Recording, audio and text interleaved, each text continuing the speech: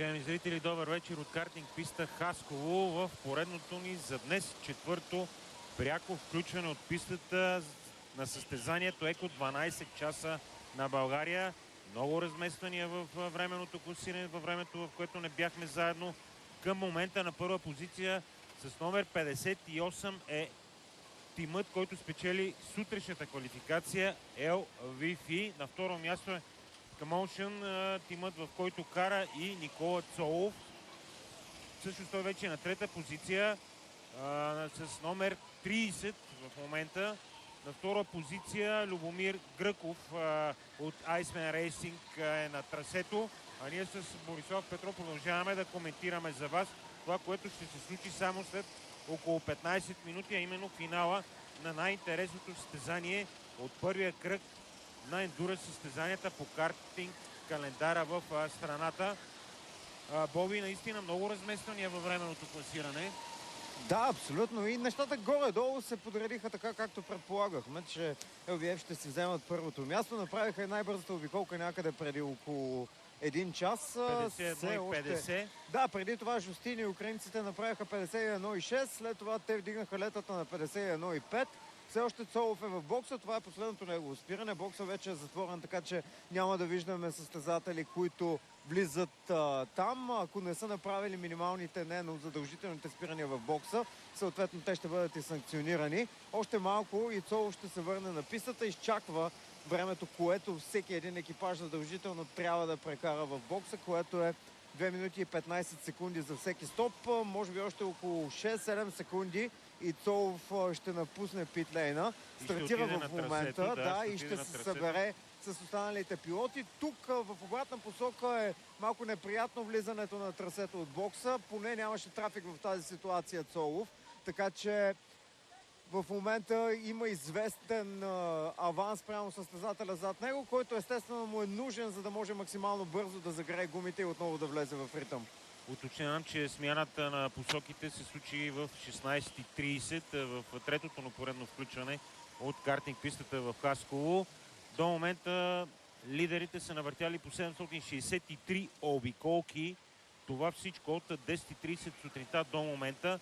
По 17 пит стопа имат почти всички от клас Про, защото в първите 12 виждам само състезатели от клас Про, което е логично, разбира се, с оглед на силата на тези тимове и на качествените състезатели в тях. Кандиларов е на втора позиция в момента, тим Кандиларов.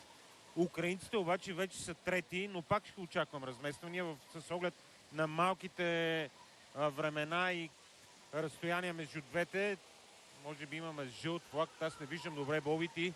Ами и аз в момента не мога да видя каква точно е ситуацията, но нормално и в края на първи завой в момента имаме състезател от Next Академията, Next Gen Академията на Искрен Иванов. Жълт флаг. Той ще бъде изтеглен най-вероятно. Номер 54. Те са в дъното на класирането. Калина Инчовска е дамата, която е заседнала в момента. Но, за съжаление, е много опасна ситуацията и тя се опита да рестартира. Сега ще я изтеглят и ще може да обърне вече посоката такава, каквато трябва да бъде. Потегли, няма проблем с карта.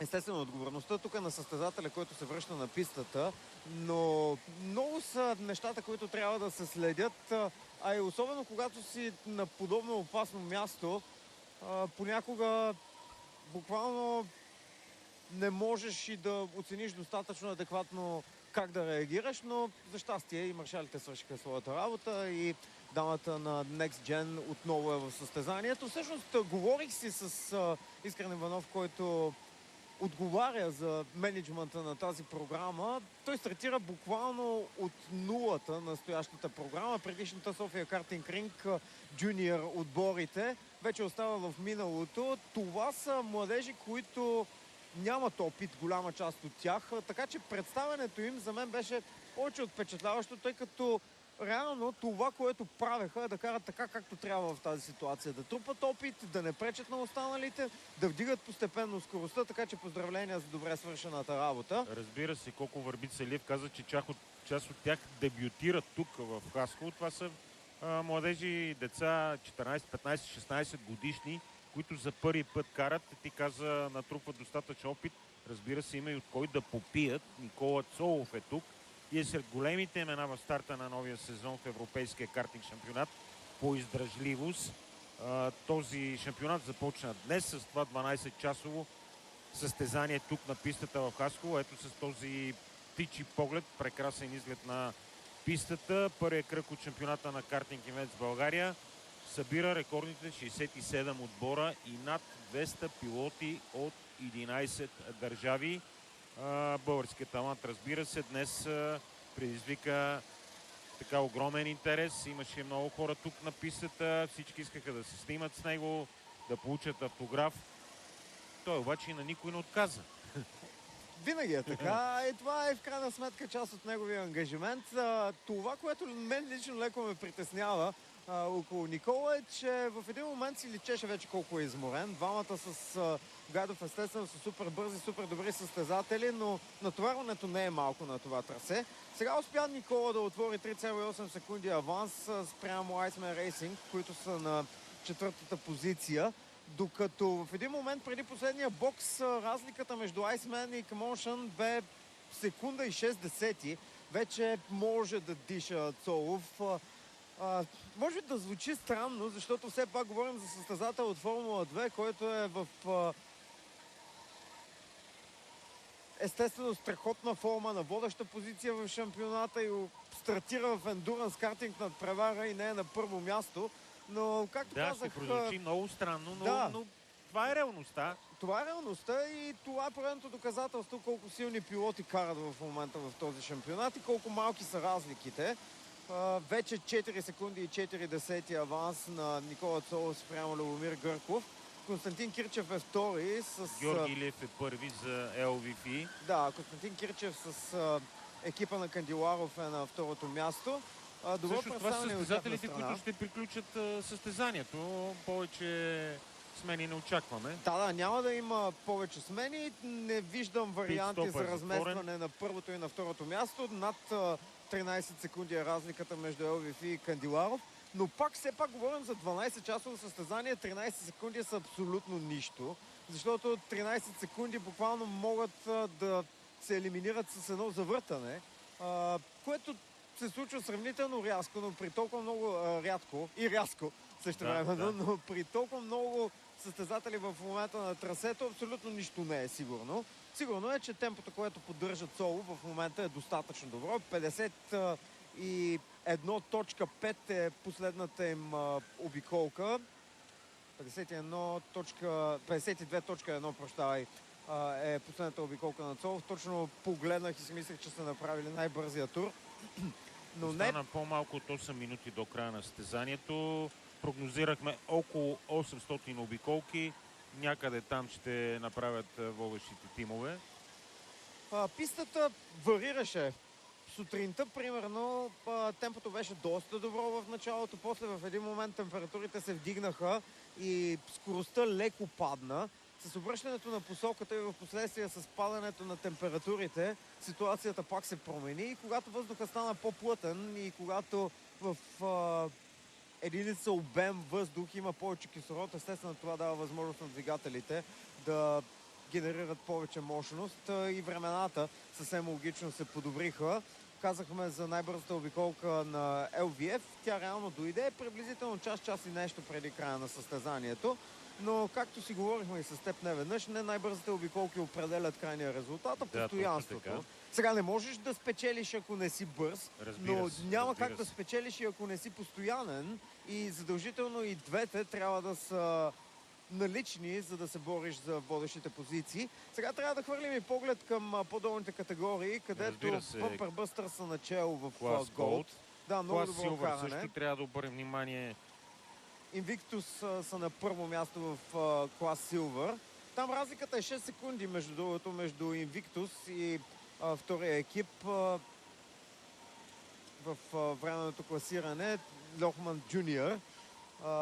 Страхотно каране и за тях, защото изпреварват немалка част от голд отборите. А при Силвър се прави с един бокс повече. Там боксовете са 20, при Голд 19, съответно в професионалната категория, в отворената категория са 17. Това и определя до известна степен разликите, обсъждахме го. Но междувременно имаме разместване в клас Голд. На първо място вече е No Elite Racing. Бъмпър Бъстърс вече е на втора позиция. Вау, това се е случило буквално в последния момент и не видях точно кога е станало и къде е станало на трасето. Да, това е било много любопитно. Разлика имаше, което означава, че смяна на лидерската позиция във втората по сила категория буквално става 5 минути преди края на състезанието. Номер 58 за сега начало. Георги Илиев кара много бързо, поддържа добра линия, добра траектория. Ами и Виктор Николов и Георги Илиев са супер бързи, така че не е никаква изненада и бяха много постоянни през цялото време. Няма изненада всъщност за мен. В първите 5 отбора всичко до голяма степен е подредено достатъчно добре те да се намират точно в топ 5. За мен всъщност изненадата е представянето на унгарския екип. Иван Зана в момента е на 6-то място, само на крачка от топ 5. Говори си с момчета, много са надъхани. Между другото и казаха, че в Унгария нямат подобни трасета и също шампионат, който да е организиран на такова ниво и че тази година планират да си направят пълен сезон. И чудесно, от сега... Чудесно, значи ги очакваме отново. Да, от сега купуват билети, мислят как да осигурят логистиката, защото естествено, идвайки от Унгария, е малко по-трудно да си тук всеки един уикенд и буквално да тръгнеш в същия ден, когато е състезанието. Част от тях са пътували с самолет, друга част с кола. Ще влязат и в надпреварата, която е в Словакия, съвсем логично, тъй като тя е значително по-близо за тях и е по-лесно от логистична гледна точка, но ще ги видим и в следващото състезание, доколкото разбрах тук в Хасково и в Кюстендил. Да, където все пак ще... млади момчета, така добре екипирани, много добър тим, Tri-V Motorsport. Дори по някое време от състезанието те бяха на втора позиция, ако си спомняш. Да, в самото начало проблеми за един от екипажите. Номер 34. Предполагам по-назад в класирането. Бъмпър Бъстърс 2 с Васил Важаров. Съвсем логично, пак на първи завой се случва това. Последна дума за екипа на Tri-V Motorsport. Момчетата са на около 19-20 години средната възраст на отбора, така че те първа предстои да ги виждаме и се надявам с добро темпо. Аз искам да насоча вниманието на нашите зрители вече към приключване на състезанието. По-малко от 3 минути и 5 секунди остават до края. Ще има много интересен, така екзотичен финал с фойерверки. Обикновено на 24 часа еко на България сме свикнали по това време късно да се сменят посоките, но сега вече състезанието ще приключи точно в 22:30. Смяната се случи в 16:30, която ви показахме директно в ефира на Българската национална телевизия. Жълт флаг отново. Ами трябва сега, предполагам, да приключи жълтия флаг, защото пистата вече е чиста и да, отново сме на зелени флагове по цялото трасе. Всъщност в тези състезания няма зелени флагове, които да показват на пилотите, че всичко е наред. Щом не виждаш някакъв флаг, значи можеш да караш спокойно на пълна газ. Продължава битката за първото място в Gold No Elite Racing с секунда и 2 спрямо Бъмпър Бъстърс. Така че там до последно ще бъдем изправени на ногти. Камен Иванов пред Филип Кьоник. Двамата са разделени от малко повече от секунда. Но в клас Про нещата горе-долу вече са ясни. Даже не горе-долу, а съвсем ясни. Елви Ф е на първа позиция. На втора Тимана Кандиларов. И трето място за Никола Цолов. Малко очаквано, но пък така е, случва се на картинг. Ами, да печели първо място във Формула 2. Да, Това е значително пожелаваме. по-важно за него и за развитието на неговата му кариера. И да не забравяме нещо. В крайна сметка това е забавление за Никола. Да, той си го каза и пред Бюлент, че той се забавлява. И не трябва да пропускаме факта, че когато става дума за професионален състезател, подобни натоварвания трябва да се модерират, защото всяко едно излизане извън предела на комфорт, хайде да го наречем така, обикновено води до натрупване на умора, която в последствие ти пречи на тренировъчния процес. И да, факт, че тези състезатели, тези момчета са много добре подготвени физически, но когато си на толкова високо ниво в спорта, трябва буквално всеки ден да менажираш какво точно правиш, колко се натоварваш, какъв е приемът ти на хранителни вещества. Много е голяма схемата, която трябва да следиш през цялото време. А има и предвид, в Red Bull в това отношение също са супер стриктни. Във всеки един такъв голям отбор, който работи с млади състезатели, буквално всичко се следи изкъсо. Даже не малка част от състезателите, техните треньори имат информация буквално от телефоните им, от смарт-часовниците, които да показват колко време е спал съответния състезател, какво е направил днес като тренировка. Професионалният спорт с много пари е така. Вече няма скатаване. Няма. И само 2 секунди до края. От тук нататък естествено трябва да хванем и водещия екипаж и колко върви Цалиев да развее кариерния факт. Това е факт. Това е факт, така че вече може спокойно да кажем, че LVF са на първо място.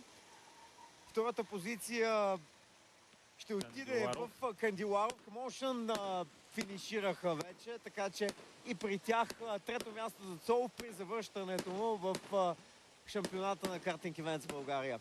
Фойерверки,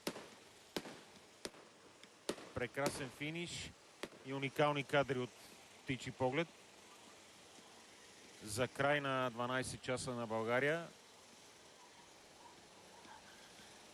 Ти каза за Никола Цолов, но аз мисля, че една почивка, която се случи в Формула 2 от отложените тези състезания, мисля, че му се отрази добре.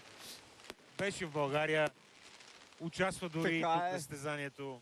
Има нещо обаче много интересно. Когато работиш за подобни резултати, понякога става така, че състезателните дни са едни от най-леките ти. Защото подготовката е по-важна част за добрите крайни резултати. Във всеки спорт е така. Да, абсолютно. В голд категорията No Lift Racing с първо място след бруталната битка с Bumper Busters. Трета позиция за BMW X. В Silver, Invictus на първо място, Лохман на втора позиция и техният втори отбор всъщност взима и третото място, така че страхотно представяне. Ще се качат два отбора на Лохман на почетната стълбица. Само след малко предстои награждаване на призьорите в отделните класове. Ние ще чуем и част от победителите, разбира се, за тяхната оценка за самото състезание. И тук е мястото да кажем нещо много важно. Традиционно всяко състезание от шампионата е обвързано с благотворителна кауза. И този път организаторите подкрепят малкия Гого от Хасково като част от средствата от таксите за участие, както разбира се и лични дарения, ще бъдат насочени именно към лечението на малкия Гого от Хасково. А следващото състезание тук е на 16 май. Боби? Ами, по-малко от месец до следващия старт. Беше дълга паузата, но и естествено хубаво е, че има две състезания на една писта, защото успяваш да разчупиш след паузата с тази надпревара и за следващата вече нещата би трябвало да се случват доста по-добре, доста по-спокойно. Лично за себе си аз казвам, че нямах възможност да тренирам въобще през зимата и първоначално нещата тръгнаха трудно, за да мога да вляза в ритъм. И едва в края почти на състезанието започнах да изпитвам удоволствие от самото каране и да го няма това напрежение, което в началото вървеше, естествено с липсата и на достатъчно добри резултати. но в челото никой не може да си позволи такива дупки и такова отпускане. Всички трябва да поддържат страхотна форма, за да имат добри резултати, защото все пак замисли се, 14 секунди разлика след близо 800 обиколки и след близо 12 часа на пълна газ. Да, естествено, 38 минути се прекарват в боксовете, там няма директна битка. Нещо, което ми прави впечатление е колко са изравнени питовете на водещите екипажи. Това означава, че там не са губили абсолютно никакво време. 38 минути и 35 секунди за победителите от LVF, Кандиларов с 38 минути и 39 секунди. Така че само 4 секунди разлика. Да, много малки разлики. Камошън са на 38 и 40. Така че между първия и третия 5 секунди разлика в бокса. Твърде малко. Все пак 17 бокса, замисли се. 17 бокса, в които буквално не можеш да си позволиш да направиш и една секунда изоставане. Ние имахме един проблем, защото пред нас едно от момчетата на Next Gen се забави и съответно по този начин ние не можахме да излезем на време и там загубихме 6 секунди, само в един от боксовете. А тук говорим за разлика от 5 секунди за всички тези 17 бокса. Наистина много малки разлики, които се натрупват в бокса между особено първите три отбора. Така че това в никакъв случай не може да кажем, че определящо е повлияло на резултата. То определящо със сигурност, защото по-назад може да видим разлики, но задължително е. Да, абсолютно задължително е за всички, защото ако там пропуснеш, много трудно може да наваксаш на самата писта. Какво остава? Остава да видим награждаването, разбира се, на най-добрите. Първите три във всеки клас. Про, Голд и Силвър. Сега организаторите ще подготвят стълбицата. Разбира се, бутилките с шампанско за най-добрите. Ще чуем и мнение на част от победителите в тези последни минути от нашето четвърто пряко включване за днешния ден от 12 часа на България. Първи старт от шампионата тук на пистата в Хасково. Боби, днес и времето си смили, мисля. Да, това беше едно от най-подредените, нека го кажа така, състезания, които съм виждал в ендуранс картинг шампионата. В смисъл такъв, че имаше много малко инциденти, много малко жълти флагове, нямаше промени на времето, съответно и някакви необичайни обстоятелства, които да променят качествено облика на надпреварата. Но това, което всъщност беше елемент, който е важно да се следи, е горе-долу какво става с температурите, кога има възможност да натискаш по-агресивно и съответно да не позволяваш на предните гуми да прегреят. И според мен в края особено стана много приятно за каране заради по-ниските температури. Няма да е така положението обаче в Кюстендил, със сигурност. Там какво ли не се е случило. Всъщност и в Хасково. Но тогава би трябвало да е доста по-топло. Да, със сигурност.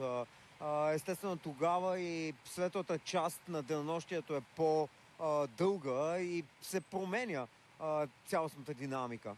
Обещахме да чуем и част от призьорите. Бюлент сега е там с някои от победителите. Нека ги чуем. В категория Про имаме, разбира се, победител, категоричен победител LVF. Две момчета с огромен талант в автомобилните спортове. Георги Илиев и Виктор Николов. Момчета, честито. Успяхте да спечелите това ендюранс състезание. Разкажете малко, как протече то за вас? Ами, по принцип, от старта тръгнахме добре, но последните, нека да кажем, 2 часа бяха много напрегнати за нас. Особено когато взимахме по-малко по-бавни картове или нещо ставаше с трафика на пистата, повече забавени. Просто беше много по-напрегнато последните 2 часа. Какво означава за вас тази победа? Ами, за нас тази победа означава много, защото отбора ни е нов от миналата година и печелим за първи път толкова голямо състезание. 12 часа с най-много отбори от цяла Европа. Никога не е имало такова състезание. Благодарение на Николай Върбицелиев и сме изключително щастливи. Всъщност успяхте да победите Никола Цолов. Неговият отбор завърши на 3-та позиция, така че вие сте пред него в крайна сметка. Да, в крайна сметка е така. Много сме щастливи и да. Какъв пример е за вас той? Виждаме колко много млади хора се снимат с Никола. Той е във Формула 2 с огромен шанс да стигне и до Формула 1 в един момент, но сигурен съм, че е голямо вдъхновение за вашия път от тук насетне. Ами, той е направил най-трудното да пробие този път и от тук нататък всеки може да го следва, защото това е най-трудното да се направи. От картинга към формула, това е най-трудният път и той го направи. И сега е много по-лесно за по-младите, така да кажем. Какво всъщност искате да постигнете вие? Вие сте изключително млади, в тинейджърска възраст, но виждаме печелите такива надпревари и показвате потенциал. Какви са мечтите ви? Аз лично за мен, аз искам да стана един от най-добрите картинг пилоти в света. И може би, ако има възможност да пробия и с автомобилния спорт също, но натам вече си трябва и други възможности. При теб? При мен е нещо подобно. В картинга съм се концентрирал и ако имам възможност, бих се възползвал от нея да отида във формули, примерно, и да отида нагоре, да премина към следващата стъпка, но към момента сме изцяло насочени към картинг, ендюранс над преварите и да дадем всичко от себе си.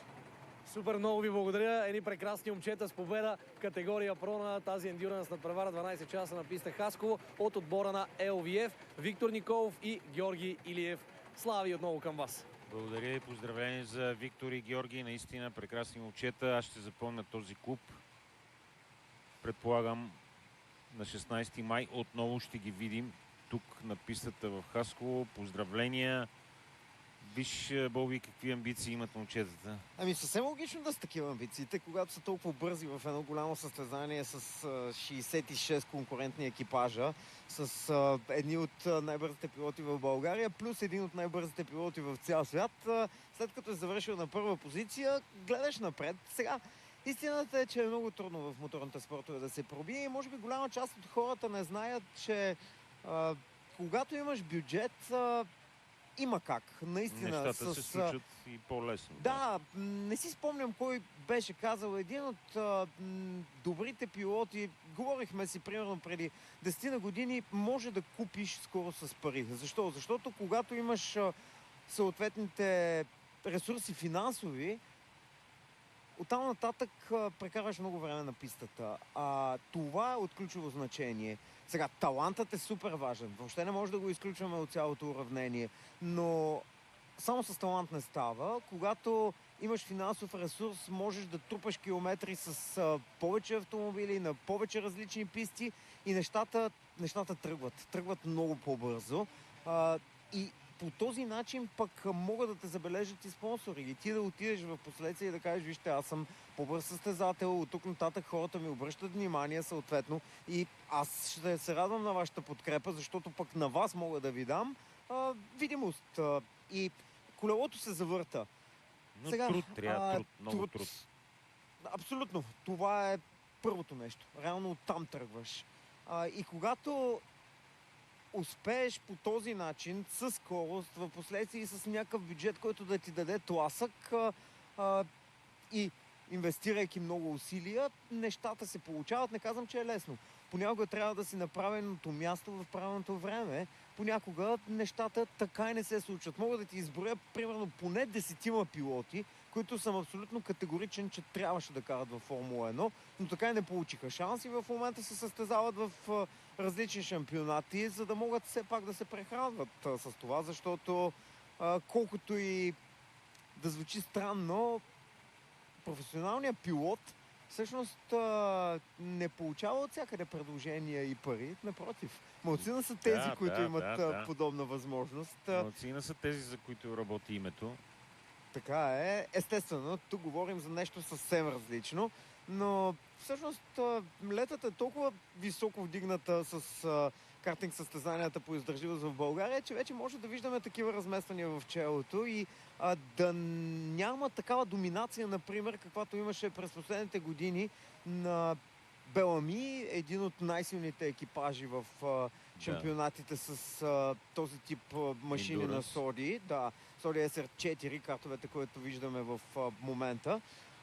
Ще видим, ще е различно в 25-часовата надпревара в Кюстендил, защото 25-часовите състезания дават повече точки за ранглистата, да я наречем условно, на Соди сериите.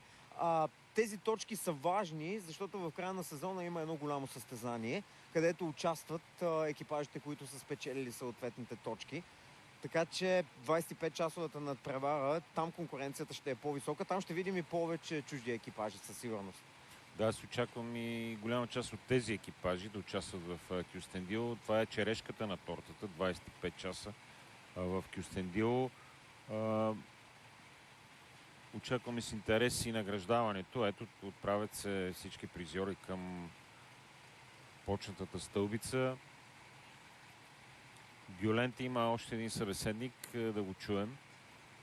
Да, до мен е най-интересният възможен събеседник от цялата надпревара. Над 200 души караха днес, но най-голямото, най-интересното, поне за мен, име това на Никола Цолов, състезател от Формула 2.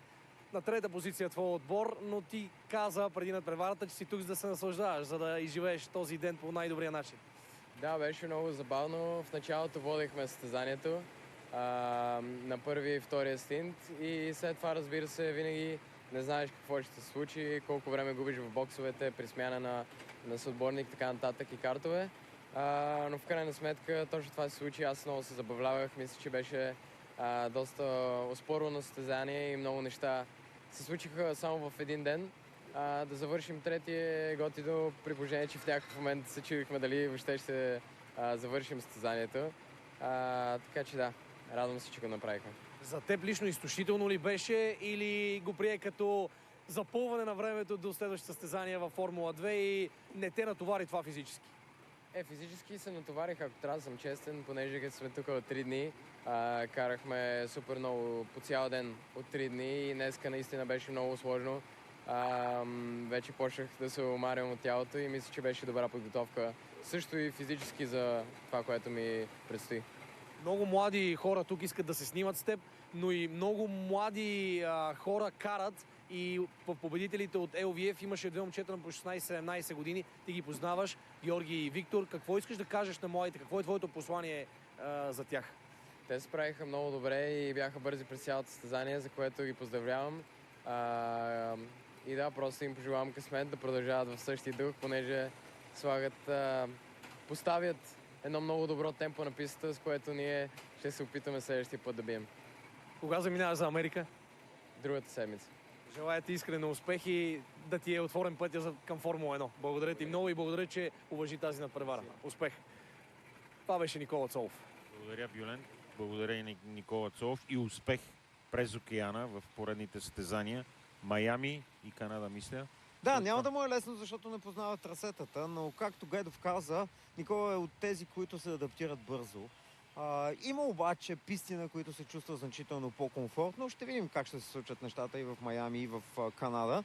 Всъщност сезонът е дълъг. Не е задължително и Никола да стане шампион. Той, ако показва постоянство, ако е регулярно в битката, печели надпревари и е на подиума, това ще му отвори пътя, убеден съм. Особено имайки предвид какво се случва в момента в Red Bull и каква мелачка са двата отбора на Red Bull.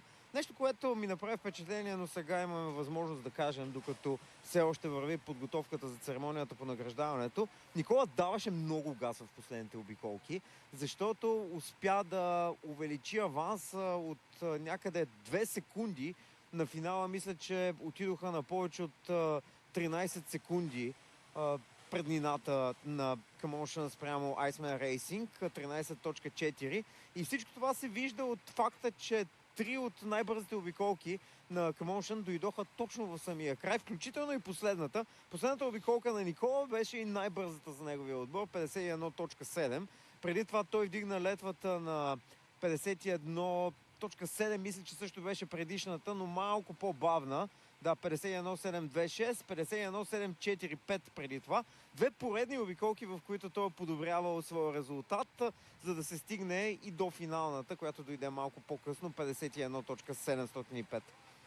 Само, че трябва да отбележим, че не само състезанието, а и 3 дни, както каза Никола, във всички тези дни те бяха на пистата, караха и сигурен съм, че има и умора. Има. Когато си говорихме накратко и обсъждахме някои неща, си личеше колко вече той е изтощен, а и Гайдов изкара повече време на пистата, което не е изненадващо. Малко е разликата, като теглим чертата на финала между двамата. Гайдов е направил малко над 2 часа, докато Никола 5 часа и 20 минути. Преди малко пък видяхме точно и момчетата от Унгария, които съм сигурен, че в следващата надпревара ще гонят място на подиума също. Да, ще ги очакваме и тях в следващото издание на 16 май тук на пистата в Хасково. Не знам с кой клас ще започне класирането, най-вероятно с Силвър. Ами ще видим какво ще е решението на организаторите. Да. В част от състезанията минава директно първия екипаж и подгласниците му, но в случая може би ще стартираме от Силвър категорията. Ето, поздравления, много млади момчета, момичета също. О, да! Доста момичета карат да. вече и между другото мога да кажа на много високо ниво. Да. И този къртовски труд, който полагат и Додо и Коко, Върбица Лиеви с тези отбори от млади състезатели, които тренират непрекъснато. Все повече деца се интересуват от този спорт. Ами знаеш ли, хубавото е, че има инфраструктура, поне в България. Останала, подготвя се и нова. Сега, примерно, мисля, че точно тези дни вървеше преасфалтирането на картинг пистата във Варна, която е доста приятна. Има някои специфики, но е интересно трасе. Също така в момента се прави и нова картинг писта в Бургас. За там нещата мисля, че са официални. Идва и финансиране от общината, макар че говоря малко наизуст, но нещо, което също е любопитно, мисля си, че е въпрос на време да се появи писта и за картинг в Самоков до Ано Мотор-парк. Ето ги Гайдов и Никола Цолов на трета позиция в генералното класиране. Клас Про. Значи започваме с награждаване на призьорите от клас Про. На второ място Тима Кандиларов. Млади момчета. И много бързи. Много и двамата. И Константин Кирчев и Адриана Начков съвсем заслужено на втора позиция. Както каза моят съотборник, няма какво да се мерим. В крайна сметка това са деца, които горят в това и които прекарват голяма част от времето си на пистата. А когато трябва да се занимаваш с работа с деца и какво ли още не, естествено картинга е да само като хоби, като време за почивка, без значение, че се натоваря много физически. LVF победител в този първи кръг. 12 часа на България тук на пистата в Хасково. И то не само победител. Абсолютно всичко, което можеха да вземат, те го направиха. Защото бяха първи в квалификацията, точно така. първи в самото състезание и най-бързата обиколка за тях. И то най-бърза с доста солиден аванс. 51.5 е тяхната най-бърза обиколка, докато мисля, че Жустини са втори в това класиране. 51.6, 512 съответно 605, така че почти една секунда, не е секунда, една десета, което е много на фона на изравнената конкуренция. Чудесно. Това награждаване е черешката на тортата в този първи кръг, в това издание на 12 часа на България. Ти каза първи в квалификацията, най-бързо обиколка, само аплодисменти за тези момчета. Първи и в състезанието. Стигаме и до призьорите в Gold категорията. Между другото, най-оспорваната категория, няма какво да се лъжем, беше Силвър. Защото там имаше буквално повече от половината състезатели бяха в Силвър категорията. По този показател мисля, че има какво да се оптимизира. Не знам в случая какво се случва обаче. Дали не е имало някакво наказание? Възможно е. Не виждам.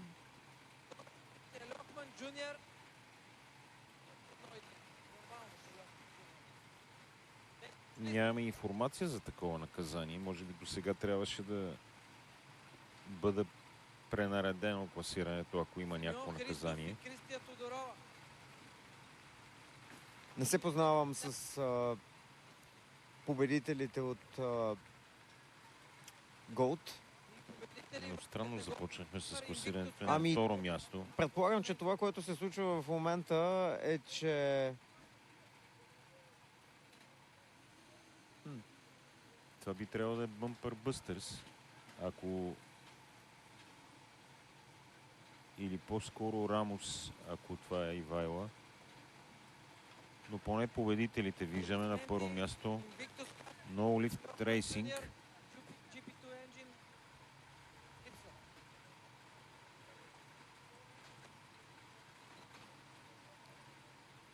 Нямам информация за трето място, но поне първо и второ са на стълбицата.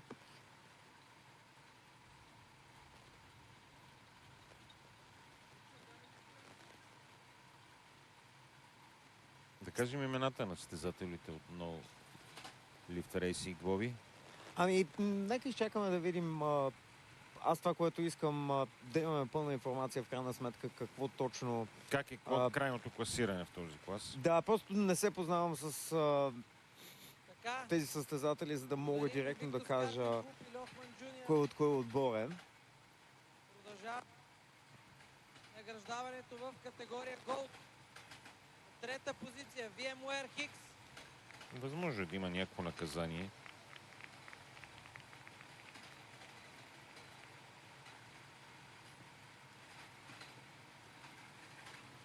Владимир Михов, Андрей И Рачев клас Силвър, последното награждаване.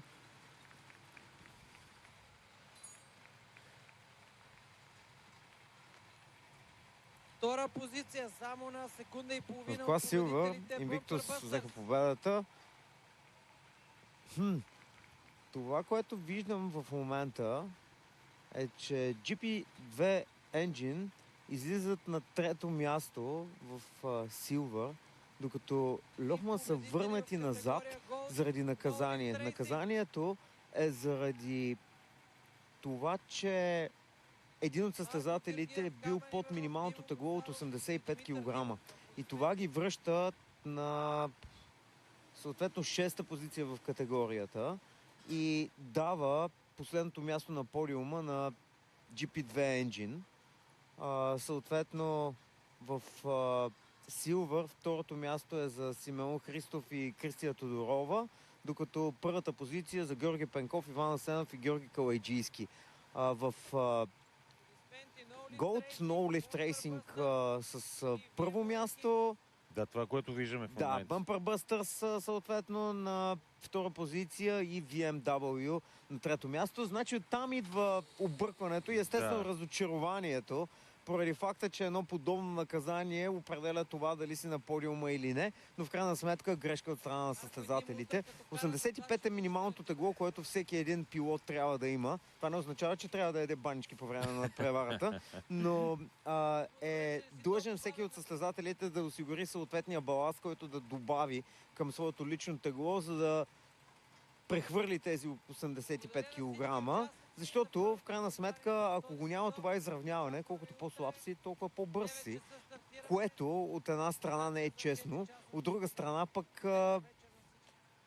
по този начин се дава възможност и на хора, които не са професионални състезатели, които не поддържат перфектна физическа форма, да карат на нивото на останалите и да се борят директно с тях. Естествено, за тези, които са над 85, единственият изход е диетата. Никакви банички. Просто в церемонията по награждаване, след клас Про, наградиха клас Силвър и след това клас Голд. С тези кадри трябва да се разделим, уважаеми зрители. От първия кръг, 12 часа на България, състезание Endurance за картинг, тук на пистата в Хасково. Следващото състезание е на 16 май, отново тук, 12 часа. Аз ти благодаря, Боби. И аз благодаря и предполагам ще бъдем отново заедно след отново месец. заедно, разбира се, за да отразим всичко по-интересно от това наистина изключително успорвано състезание. Поздравление за всички призьори. С това се разделям, уважаеми зрители. Останете с програмата на Българската национална телевизия.